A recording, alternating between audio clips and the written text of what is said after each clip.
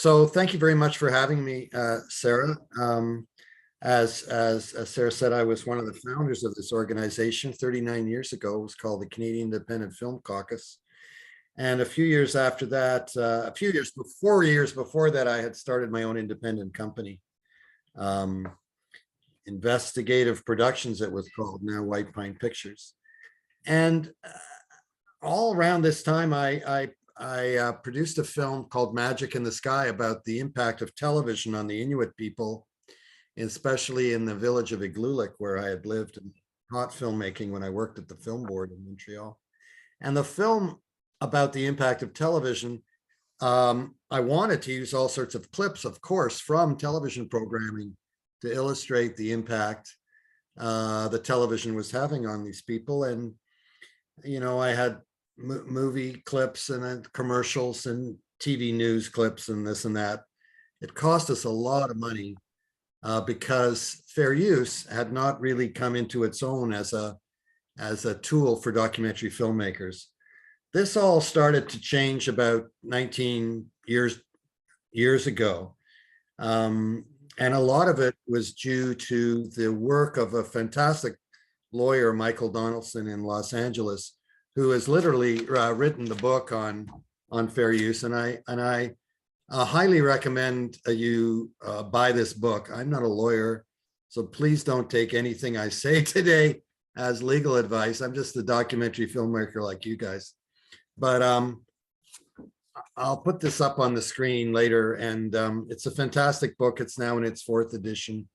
And Michael and his law firm have been advisors to White Pine Pictures and many other documentary filmmakers around the world on the use of footage in their films from feature films, TV shows, news shows, whatever.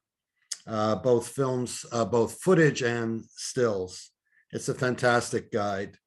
And it was really, as I said 20 years ago, that this whole notion of fair use was defined clearly in the US. And I should say that, when you're buying errors and omissions insurance for your films, as we all do, the legal opinion from a law firm like Donaldson and Califf in LA works with the E&O insurance companies and works for broadcasters all over the world. So you don't have to worry about Canadian broadcasters or the BBC or whatever broadcasters in Europe or elsewhere. The E&O insurance that you buy with the fair use letter of opinion from a reputable law firm will work. So the key notion is transformativeness. I don't know if that's a word, but it's a word that's used in legal circles. So I guess it is. And a trilogy of cases came through in 2001. And I'm just reading from the book. The federal trial courts in New York City took the position that the first factor in deciding whether the footage you're putting into your documentary falls under fair use is transformativeness. So that means you're using the footage and transforming its use in a different way by putting it into your documentary in a certain way. You have to use it in the right way, or it doesn't fall under fair use. And that's what I'm going to give you some examples from in 4 of my films that I've produced recently. I'll read you one more thing before I show you some clips. Fair use is not an invitation to poach the intellectual property of others instead of creating your own work. Rather, fair use is simply an exception to the monopolistic rights that the law grants the owner of a copyright. Fair use allows you to create something new and different using someone else's creation as an ingredient, a single element in a new mix. So, and Michael goes on to say, when you think about fair use, think good manners. In other words, don't use more footage than you need to make your point. That's a very important one of the guiding principles. I'm going to share screen with you. If you want to interrupt me and ask a question, How long do we have, Sarah? An hour? Do we have till 3? Is that the idea? 3? We set up for an hour. You know, if we can go a little bit over, if Go you longer like. if you like. Anyway, I'm going to share my screen or try to. I practiced this earlier. I'm a bit of a Luddite on things like this, so forgive me if it doesn't instantly work. There it is. Okay. Does everyone see that? Fair use workshop, Peter Raymont? Okay. So I'm going to start this off here. And there's the book again, the Bible. The 5th edition is coming out shortly. Here's the section 107 of the US Copyright Act. This will all be shareable later, I guess, Sarah, because I'm not going to hold this up on the screen forever.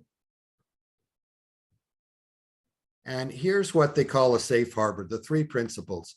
Does the asset illustrate or support an original point of view that you're trying to make? Does the creator only use as much as necessary and appropriate? And is the connection illustrative or supportive of the point?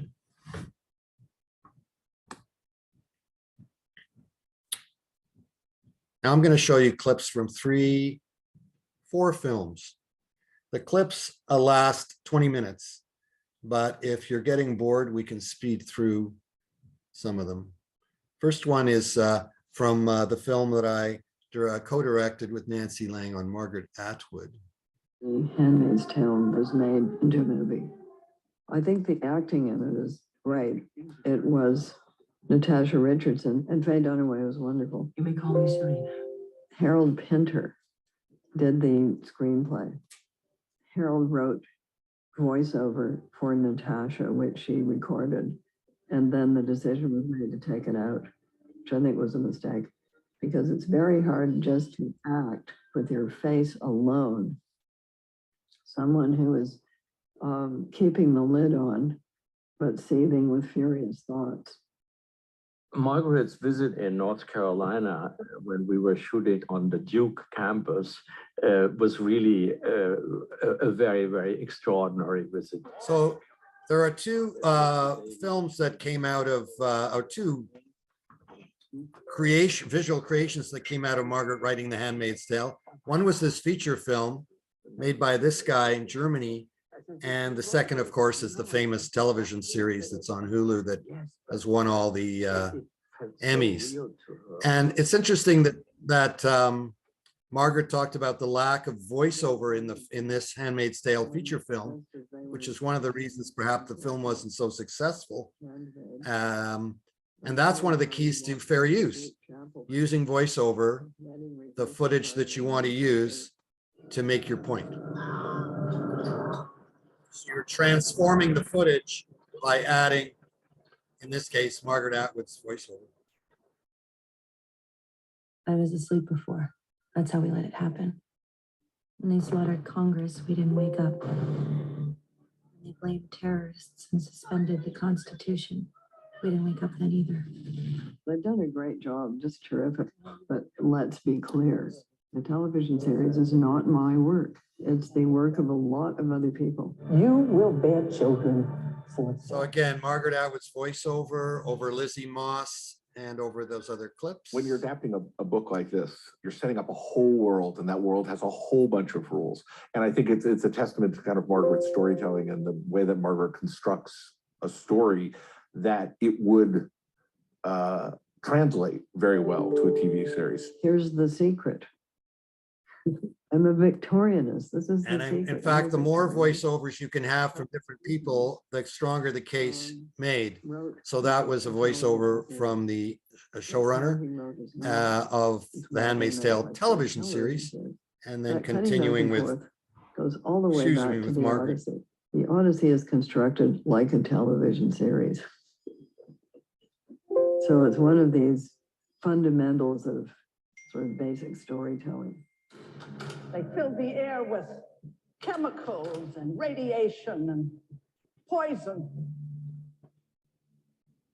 So God, and since we weren't using, once we weren't licensing this footage from MGM for tens of thousands of dollars, we just took the footage off, Margaret, and I went and talked to off, her, and I was Blu-ray. very nervous. But you know, that didn't compare to how nervous I was when I wrote the first script and I had to send it to her. If you can imagine sending Margaret Atwood your version of The Handmaid's Tale is like lovely.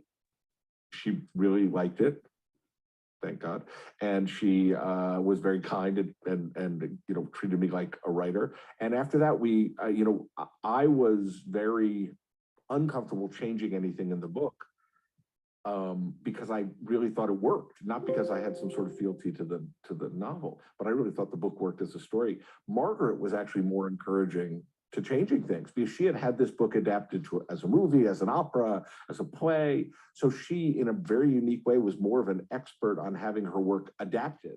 Interestingly, we did have some footage from The Handmaid's Tale that we put over part of that interview, and the lawyer said, take it out because what he's talking about is you're not illustrating what he's talking about. She did the wrong thing. Whereas She this does. is saying things and doing things that are not necessarily the most morally correct things to do. So I felt like she had also written this incredibly complicated character that was very real and very human.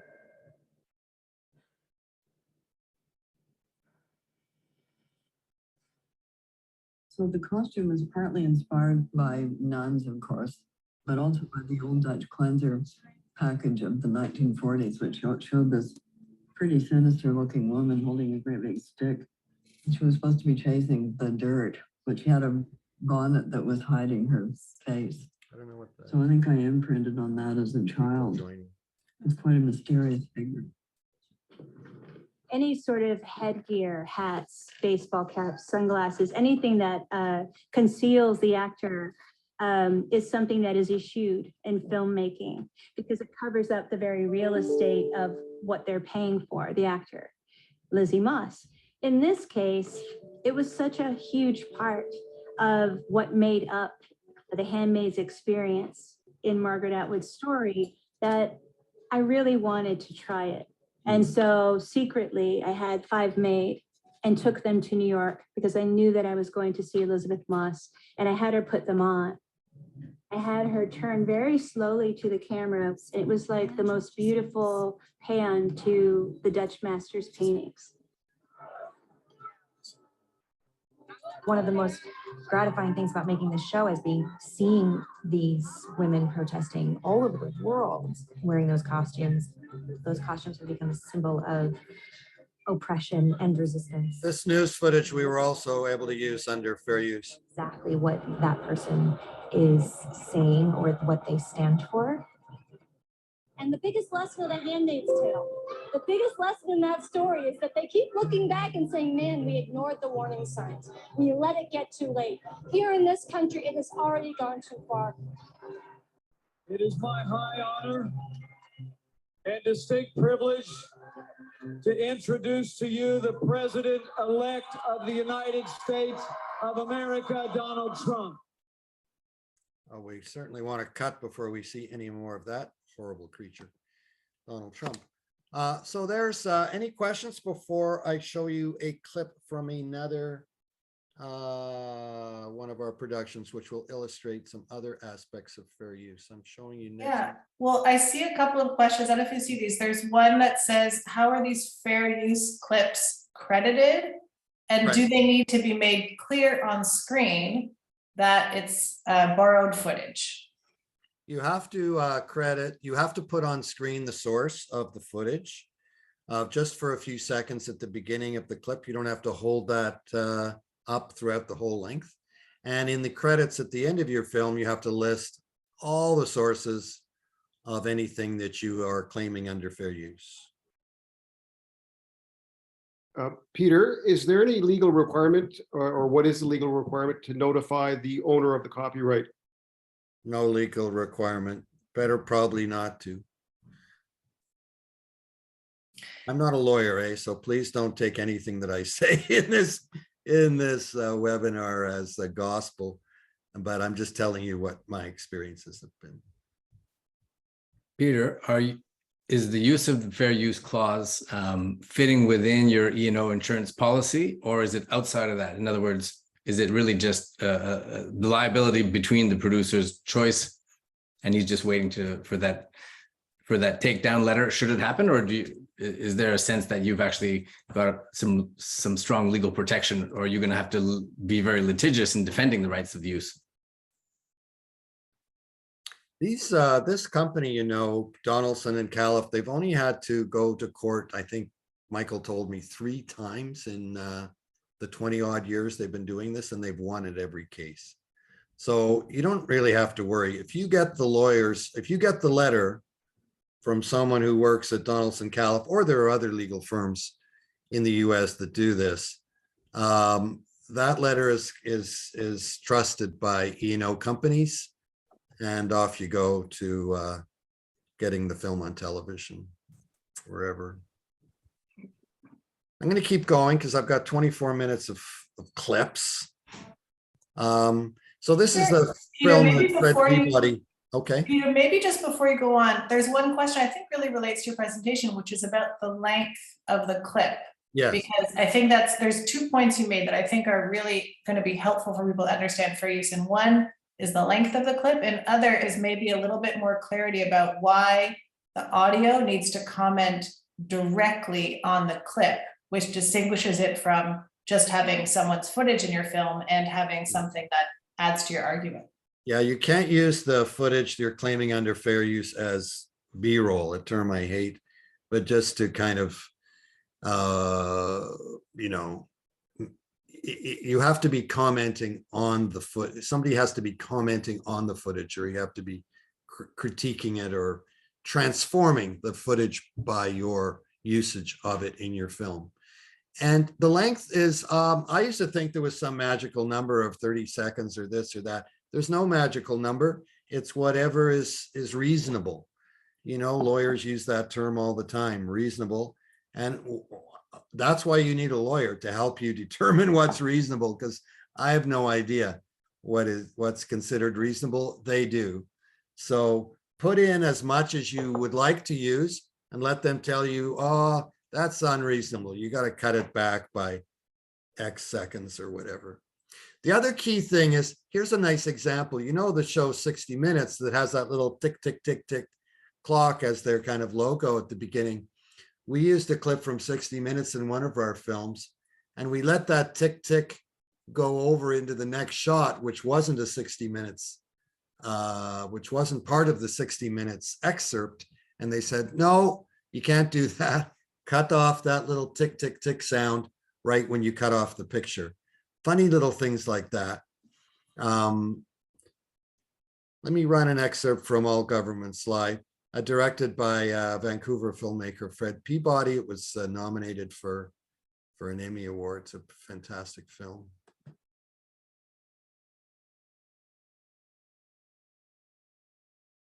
I got to meet I.F. Stone in the mid-'80s in Washington, D.C. I wanted to put up my own weekly, Morris Weekly, and I just wanted to go and talk to him about it. It was just an amazing afternoon that I got to have with him, to really kind of pick his brain and tell him, you know, what I wanted to do. And he gave me, you know, good advice I kind of already knew because I read him, you know, his great motto of all governments are run by liars and nothing they say should be believed.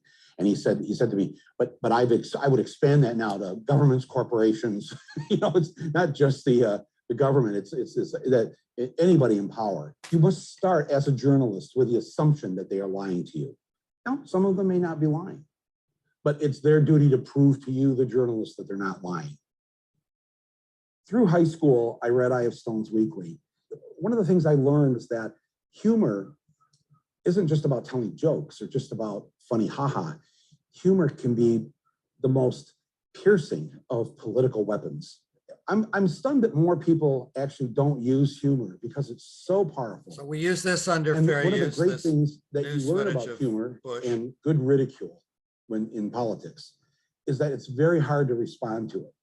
The FAA has taken the action to close all of the airports in the United States. Thousands of travelers were stranded, among them Ricky Martin, due to appear at tonight's Latin Grammy Awards.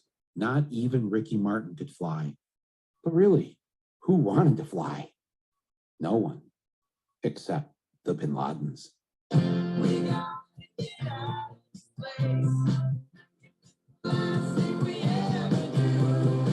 That whole idea of how I found that thing on the FBI and the Bush administration So allowing I Bin was Ladens to fly out the door. delighted, surprised actually, that the fair use lawyers let us use the monkeys singing, "We got to get out of this place," because Michael Moore had used it in his film in that way. We didn't alter anything that Michael had done.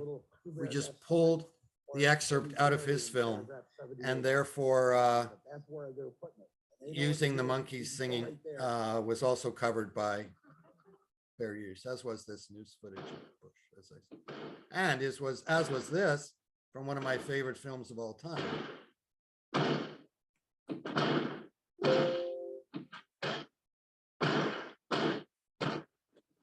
What I saw and learned from reading I.F. Stone's Weekly was about an agenda that was not determined by conventional wisdom. To me, that's the real enemy of great reporting, is conventional wisdom. Mrs. Hamblin? Yes. Hi, we're from the Washington Post. I'm Carl Bernstein. This is Bob. You see, we don't super the name of the film again when you see it for the second time. No ideological baggage.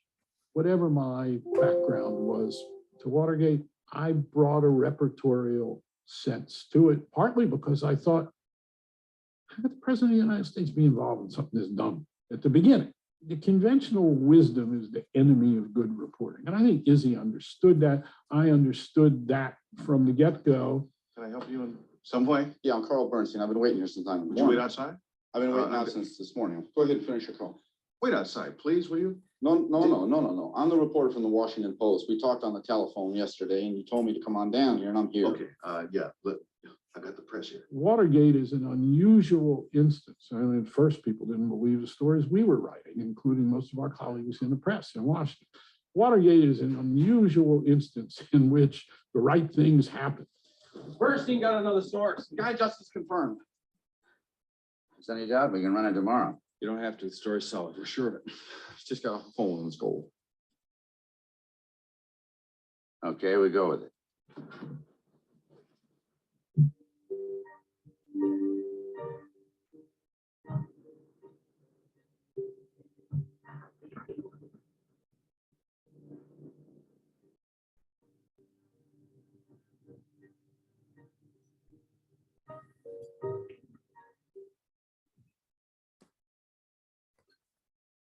Any questions on Fred's use of All the President's Men and an excerpt from Michael Moore's film in his All Government Slide?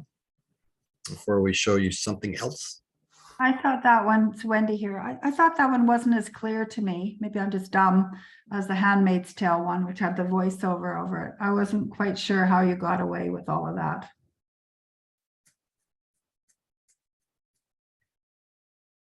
Well, there was Carl Bernstein, who was, obviously the subject of that film, talking about the film. That was our commentator on the footage. It's all it's all a bit mysterious to me too, to be honest with you. And that's why it's so important to show your rough cut to these lawyers and show it to them before you fall in love totally and become wedded to the sequence as you've cut it. So they can tell you to dial something back, or they can allow you to maybe use more than you'd expected. Yeah. Peter, can you tell, just as a ballpark, what do these people cost? Like, what should you be putting in your budget if you know you have a film where you're going to need this? Between 5,000 and 10,000 US. Okay. They charge, like all lawyers, by the minute that they're on the phone with you, and they charge for the time it takes them to review your cut. One thing that saves you a lot of money is before you send them anything, or when you have an initial chat with them, which is free. And then before you send them anything, or when you send them your rough cut, indicate the shots that are fair, that you're hoping that they will agree are subject to fair use. Make sure you send them a chart and what the sources are that you've taken this footage from, and the length of each clip that you've used, so they don't have to try to figure that out or waste time measuring the length of things. Okay, thank you. That's helpful. Make it as easy for them as possible. Okay, here's a short clip from The Corporate Coup d'etat, another film by Fred Peabody, with our friend Mussolini being compared to Donald Trump, which is kind of fun.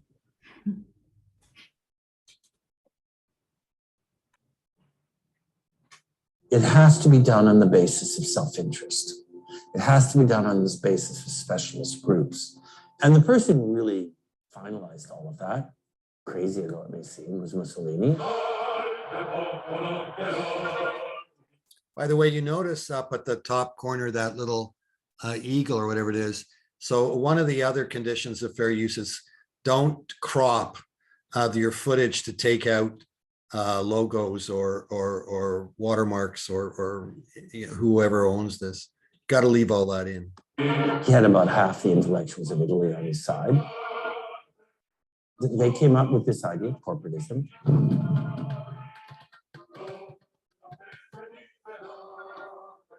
You are allowed to do what Fred did there over the footage that we're fair using, this newsreel. He typed, I've lost it now. He typed a definition of corporatism.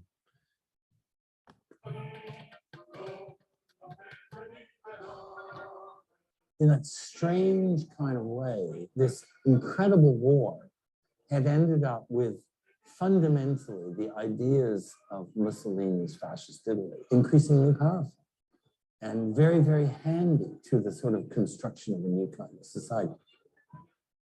At first, it wasn't noticeable, but by the time you get to the mid-70s, corporatism is back in a big way.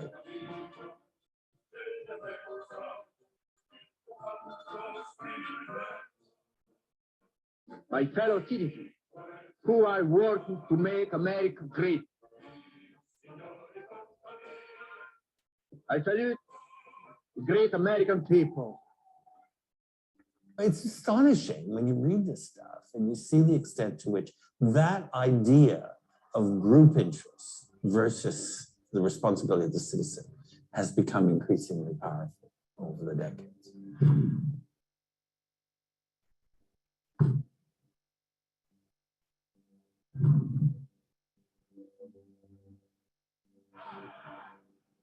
The Supreme Court today handed down a landmark ruling on campaign finance laws. In a 5-4 decision, the court overturned century-old restrictions on corporations from using their funds to advocate for a specific candidate. The majority opinion affirms corporations have First Amendment rights and that the government can't limit their political speech. They have done things like allowed unlimited infusions of corporate cash as the right to petition the government or a form of free speech. It's a complete inversion. So your constitutional rights are still exist on paper, but have been reinterpreted to essentially bolster corporate power. And that has left us utterly defenseless. As a person, you're worried all that there's too much money in politics. If you believe that, we ought to go back to monarchy, that the people are such sheep that they just swallow whatever they see on television or read in the newspapers. Capitalism at its finest. How much is enough for it? The richest 1% of this country owns half our country's wealth, $5 trillion. I create nothing. I own it. We make the rules, pal. The news, war, peace, famine, upheaval, the price of paperclip. We pick that rabbit out of the hat while everybody sits out there wondering how the hell we did it. Now, you're not naive enough to think we're living in a democracy, are you, buddy? Any questions about Wall Street or Mussolini? Well, Peter, there was a very good question in the chat about what happens when somebody doesn't like how they're portrayed in the footage when you're using it in fair use.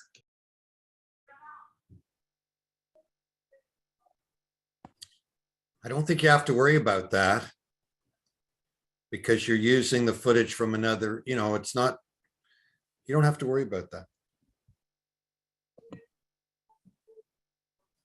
The only grounds that they would sue is that you've used the footage, you know, and as long as you're not defaming them. But if you've used, you're using footage from another source and you're using it under the terms of fair use as you know, helpfully defined by the law firm that's the expert on this. So you don't need to worry about that. But Peter, it's Wendy again. How is showing Trump with Mussolini, not that I don't agree with it, not defaming him? I'm not a lawyer. I don't want to try to answer that question. We do have a lawyer in the room, and I think it would be interesting, Danny Weber, if you would like to just from a Canadian perspective, I'd be super curious if you have a thought on that. I don't know if libel law is the same in Canada or the US. But the other thing is that Trump, of course, it was a presidential candidate at the time. So he's a public figure. There's a lot of things you can say about public figures and not worry as much about libel. There also is a Canadian law called fair dealing, which is a different type of interpretation of the use of footage, much weaker than the fair use law under the First Amendment of the United States. So you might want to talk about that, Danny, but I know maybe that's subject for a whole other conversation. Well, it certainly could be. Can you hear me? Yes. Yeah, I'll just chime in for a minute because you're right. We could talk for hours about that. And I would just sort of beg to differ that fair dealing is much weaker. I think it just has not doesn't have the history of litigation behind it that it has in the US. And I think it's really unfortunate actually that we're, sitting here talking about this where, you as a filmmaker and all these Canadian filmmakers feel that, the only way to get a project like this done is by going to an American law firm to get this put through fair use, which is American law. We do this all the time in Canada with the same kind of analysis, and can still be quite successful in getting clearance through based on fair use and fair dealing. The difference just being that in the US, they've just had so much experience with this, and a firm like Donaldson and Califf now just has to churn out this form letter that the insurance companies in the US seem to just accept quite easily. And I think it's unfortunate that insurance companies in Canada haven't really sort of adopted a similar process. And for all of you Canadian filmmakers, I think you should be more concerned about that than everyone sort of jumping to go hire Donaldson and Califf as much as they are experienced in doing that. We should have a much easier process to work with in Canada for doing the same thing, because our law does allow the same thing if you use it properly. And so that's all. No, I'd just be concerned that if you're going to get sued, you're probably going to get sued in the United States, because the copyright holders of a lot of the footage you've seen in these clips so far, and other footage that Canadian or other filmmakers would want to perhaps use in their films, it's probably ultimately owned and copyrighted by American companies. And so that's where they're going to sue you in the United States. So I would suggest that therefore you kind of, it's more useful to have the opinion of an American lawyer than a Canadian lawyer. Are you getting your insurance, Peter, in the US or in Canada? Because in Canada, but it's useful anywhere in the world. I just like to hear, Danny, if you don't, I don't want to be argumentative, but do you get the point that if you're going to get sued, you're probably going to get sued in an American court rather than a Canadian court? Well, that's true, but that applies to everything that we do in Canada, and everything we do as Canadian lawyers, involves American and Canadian law. And I would argue that we actually, provide better clearance coverage here because we are cognizant of both American and Canadian law. Whereas, most of the American lawyers are completely ignorant of fair dealing and True. don't even understand it at all. I don't think that's the case with Donaldson and Califf. I think they are well aware of it, but a lot of other lawyers, don't even recognize that there is anything outside of the United States. And if you talk to the insurance lawyers that represent, the insurance companies here, they'll point out to you that, just clearing things under American law and forgetting about, the copyright laws of the rest of the world, is also something that can be an issue, even though the US is sort of, like you said, the biggest kind of source of risk of liability, since that's where most of the materials are coming from. But, even though those copyright owners in the US, they can take advantage of laws in other places, since they're mostly international companies that have, operations all over the world. So if you're not following the laws that cover the whole world, then you're leaving yourself exposed as well. Agreed. Which is your law firm, Dan? Hall Weber. Okay. Big shout out. But this isn't a commercial for, I'm not trying to tout us or there's lots of good Canadian lawyers, and you're all Canadian filmmakers. And, that's my point is, we should all be working together to make the system work here and not have to run off to American lawyers to save us. That's the unfortunate thing that I think is coming out of all of this. And you're absolutely, but I acknowledge that right now, the way the system is working, that's kind of the easiest way to get these projects through. But we're working to try and change that. We are doing projects in Canada that do use a lot of fair dealing, fair use clips on that basis. So we can make it work. Okay. Well, let's keep going. Yeah. I've got one more clip to show you from, or one more film to show you which includes some clips. And this is our recent film on Buffy St. Marie, which we co-produced with Clearwater in Winnipeg. Eagle Vision, I'm sorry, in Winnipeg. See you again. Still I'll stay until it's time for you to go. Hold it. I'm in Nashville and I'm recording, and the phone rings, and it's this associate of Elvis's business people. His name's Ferlin. So, hi Ferlin, how you doing? Buffy, Elvis just recorded your song. We're gonna have some of that publishing money, honey. So I said, oh no, no. I said no. This was Elvis recording my song. I was genuinely flattered, thrilled, and grateful, but no, he didn't write the song, I did. And having given away the publishing for Universal Soldier for $1, I didn't want to do that again. We love to play at the store, like in a game. Elvis recorded that song 9 times. You could have stayed outside my home. Because my little song was apparently Elvis and his wife Priscilla's love song together. Oh gosh, a lot of people have recorded that song.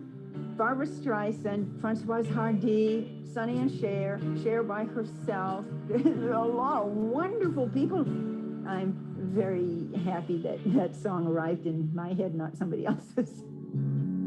And here we'll stay until it's time for you to go. So I'm just going to pause there. The majority of the people's impression. I'm not only, no. No. Just going to play this again and make a couple of comments on it. This was Elvis recording my song. I was genuinely flattered, thrilled, and grateful, but no, he didn't write the song, I did. And having given away the publishing for Universal Soldier for $1, I didn't want to do that again. We laughed and played at the start, like in a game. So this is from a YouTube video of Elvis singing, and the director, Madison Thomas, chose to project the video. My little song was apparently Elvis and his wife Priscilla's love song together. Oh gosh, a lot of people have recorded that song. And you'll notice as soon as we cut away from Elvis, the YouTube footage projected, and then the photo of him with his wife, and cut to these other people, we cut off the Elvis recording and go to an instrumental recording that we had. I think we had that done ourselves, and then we ended with Buffy's own recording, which we shot at a concert. So we only used Elvis in sync, and then from that YouTube video projected, and then Elvis over the photo of Elvis and his wife. Elvis's company is apparently particularly litigious, so the lawyers were very dictatorial in what we could do and what we couldn't do. We wanted to use more of Elvis singing, but they said no. That's the right amount. That's the appropriate amount for the point that Buffy is making. Share by herself. Person says that they're ignorant savages, and the other one pictures them sort of standing on a cliff, you know, proud, noble people.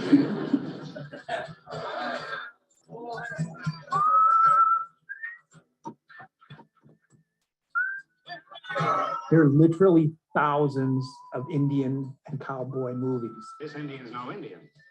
He's no Indian. Why is he wearing a chicken for a hat? A lot of the time, it was indigenous people were played by. It could be anybody. You could have blonde hair and blue eyes and wear a wig, and you're on your way.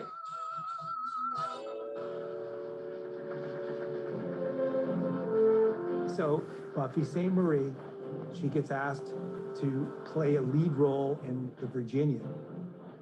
The Virginian was a popular TV show that ran from 1962 to 1971. So I told him that if you want me to do it, all of the indigenous parts be played by indigenous people.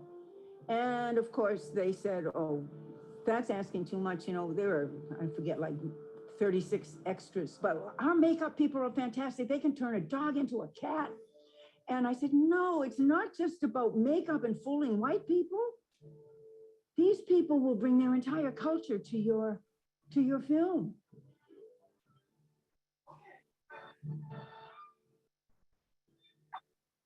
I really can't imagine. She is this 28-year-old woman, and she says, well, you have to hire indigenous people to play indigenous parts. And I mean, that's a conversation we're having in 2021 that people are still pushing back against.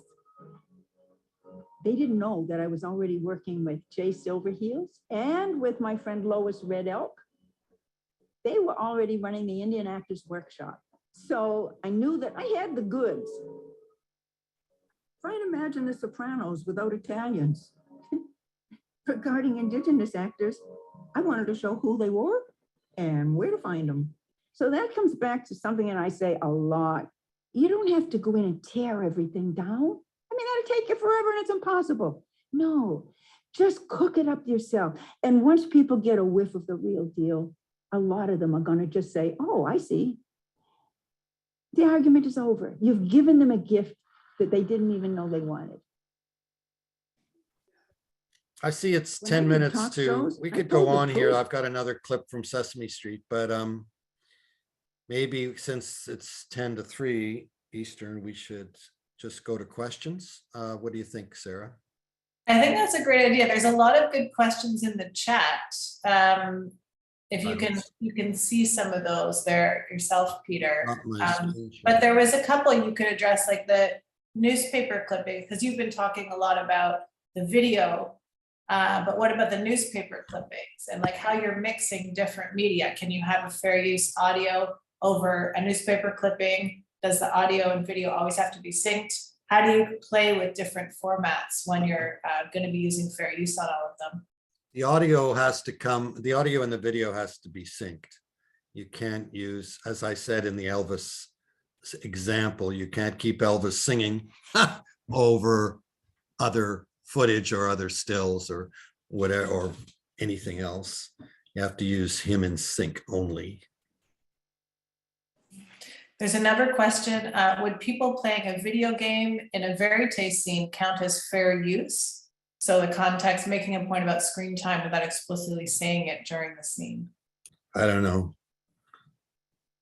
You'd have to ask a fair use lawyer.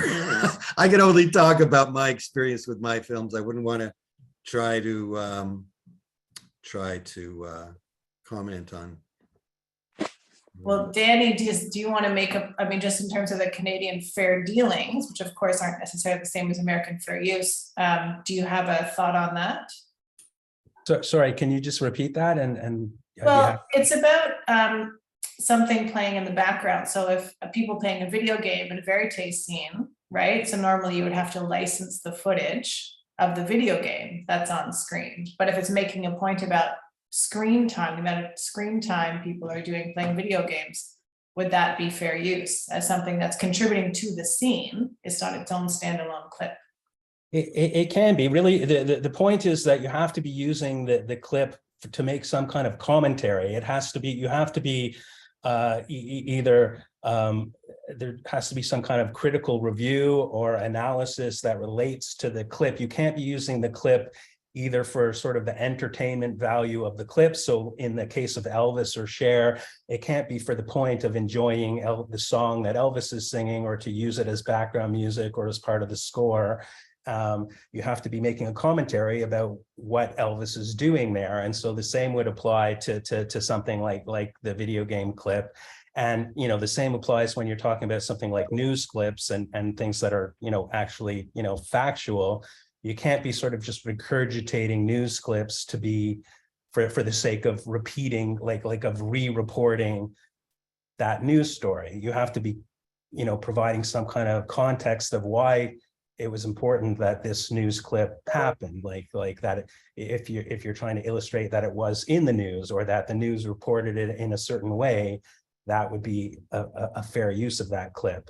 If you're just trying to do, you know, a documentary about that same news event that the news story was about, and you're just kind of piecing together other people's clips, so you're essentially recreating someone else's documentary with your own documentary, then that's not fair.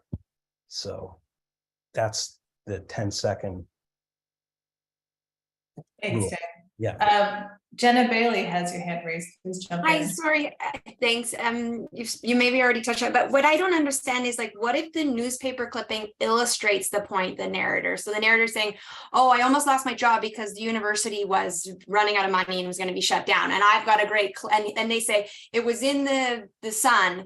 And then I've got the Sun clip being like, the university is about to shut down. Is that fair usage? Because that's not transformative. I would think that's fair usage, fair usable. But please don't take anything that I say and you know, as a legal opinion. I'm not a lawyer, and I highly recommend that you get a lawyer to help you with this stuff. You know, Peter, Wendy again, I wanted to say one little thing that's interesting to me about the music that you use of Elvis, and you have to use it exactly in sync, because the same thing happened to me on a trailer, which I'd done where someone sings in the movie. I could only cut exactly in sync. I couldn't carry it over other pictures in the trailer without buying additional rights, and those can be quite expensive. Correct. Good point. You know, this has revolutionized documentary filmmaking. That's the kind of why I'm so excited about fair use.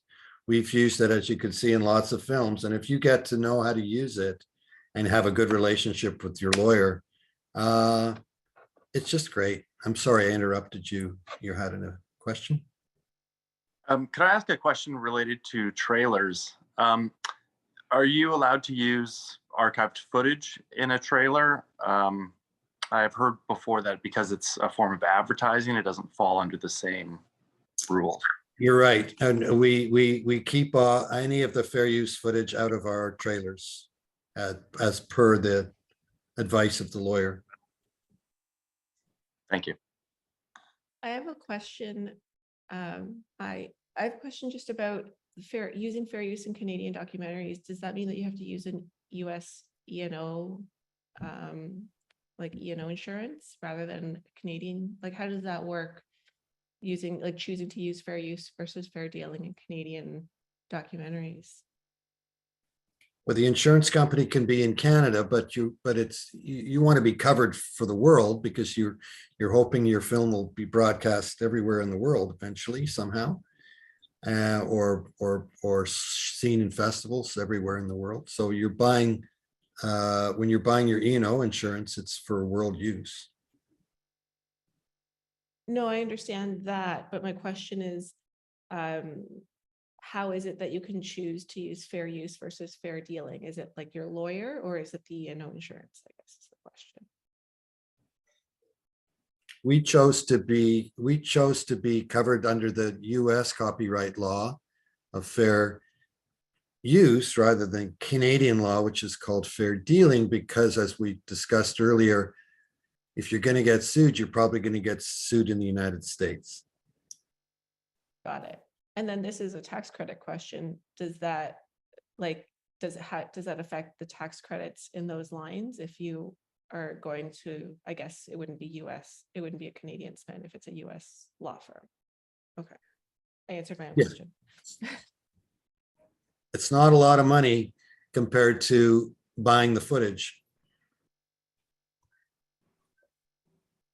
The money you'd pay to the US or Canadian law firm. Can I just jump in to clarify that? It's not true that an insurance policy through a Canadian insurance won't cover you under the doctrine of fair use and fair dealing.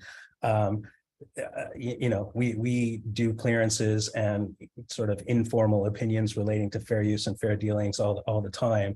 And if you're getting E&O insurance and it's approved and the policies in place, then you're covered for based on the legal opinions you're getting from your lawyer. Only difference for Peter's experience is when you're going through a certain insurance companies will accept a formal legal opinion about fair use from one of these American law firms as just sort of the gospel of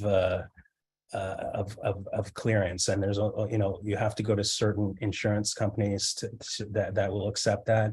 And I believe my understanding is the ones based in Canada right now won't. And if any of the brokers that I know are hiding in lurking in the shadows want to speak to that, and maybe they could, but that's where the issue lies and the difference. It is easier to get a formal legal opinion accepted by an insurance company coming from one of these American law firms, where they won't accept those opinions from us, even though we do provide those opinions sort of every day in our clearance process. There's a number of questions in the chat, and I invite people to jump in if there's something that hasn't been addressed yet. Could I make a comment if you can hear me? This is Isabella. I'm a veteran archive producer and a filmmaker, and I think this is wonderful to bring up this new way of looking at fair use and what you can do. But ultimately in Canada, I think it's really important that if there's novices here in our group, that they understand that they do have to have an archive budget. It has to be there. It has to be there because in a lot of cases, you're not going to get a high-res copy of a film, etc., and be able to put it in. And you have to be very experienced to know how to make proper comment, not to use it as entertainment value, how to look like ahead on your film and understand what your topic is, where you're getting footage from. Like there's so much to consider. And as probably most people know, there's a Visual Research Society of Canada. I'm on the board there, and there's some other members I noticed watching. And you really should at least begin with an archive producer on your team to help you start to look at your film before you rip everything off the internet, which drives us crazy, because you're not going to be able to necessarily get fair use and get an American company on board with you for your first or second or third film. I mean, it takes a certain amount of skill and experience. And yeah, so I think you have agree. to look at this in a very balanced manner. I agree 100%. And if you look at the complete films of Margaret Atwood, Buffy St. Marie, and the others that I've shown you little clips from, we've spent tens of thousands of dollars on licensing archival footage, working with Jessica Joy Weiss and other archive researchers, because we weren't expecting to or intending to fair use everything. These are just some examples of some footage that was deemed fair usable. And, you know, probably the best example is Handmaid's Tale.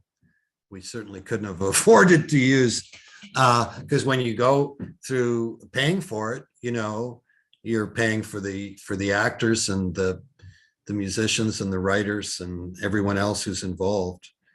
So it would have been a non-starter really without fair use.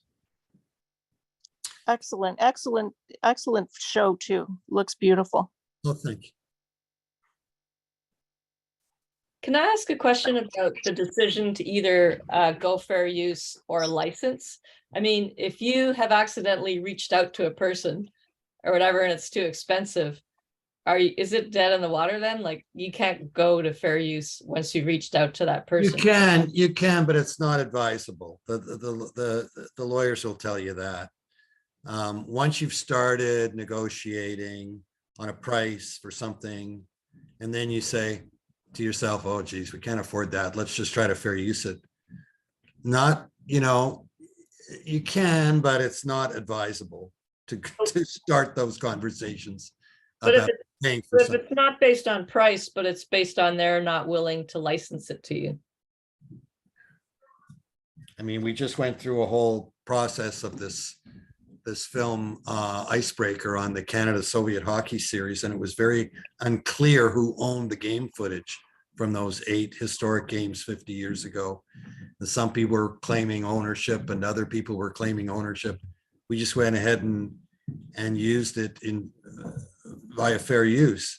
It took a lot of work on that film. I tell you, I should have used a clip from that film as well in this presentation, but it took a lot of back and forth with the fair use lawyers on that film concerning the because the ownership of the game footage was being disputed. But in the end, there's quite a bit of footage from those games in our film, and we're covered. One question. They don't know what hockey is. That's. Pardon me? I said, and because they don't know what hockey is. Well, they do.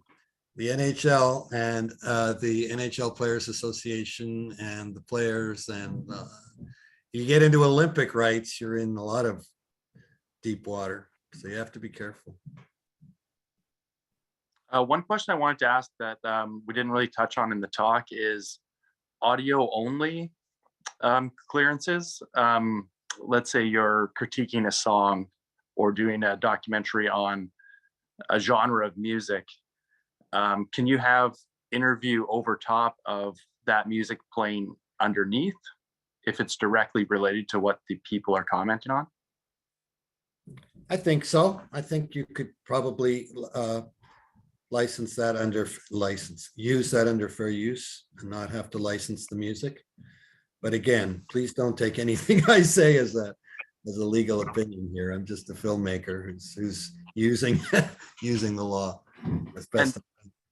In your experience, is it just a matter of how gratuitous you're using and how long of a clip you're using that would maybe irk the lawyers? The length is very important. It has to be an appropriate length to make your point. No longer. Thanks. Sure. Are there any other questions before we wrap up? I'm good. I see all the questions in the chat and 67 questions in the chat. My God. But I think this is a clear indicator that there is a massive appetite for clarity on this conversation, clarity around the differences between the Canadian and the American system.